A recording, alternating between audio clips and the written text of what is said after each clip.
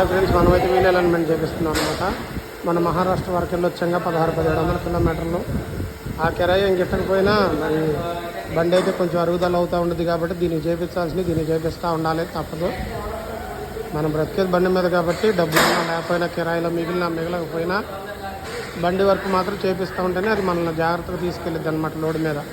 లేకపోతే నడి రోడ్డు మీద ఆగిపోస్తుంది.